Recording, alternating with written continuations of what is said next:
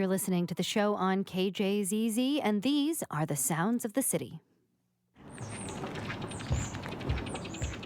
So we're at Las Noches de las Luminarias.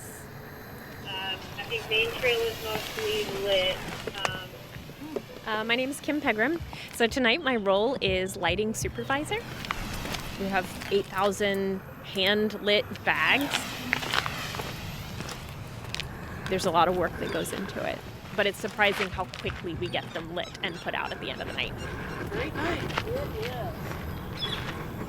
So we have two lighters on either end of a stick. That way they don't need to bend down. I am refilling the lighters for the next night, making sure all the bags are ready for the next night, and then I'll go around and walk around more to make sure that everything's still lit. It is 5:30. We'll be at now. Have a great evening, everyone.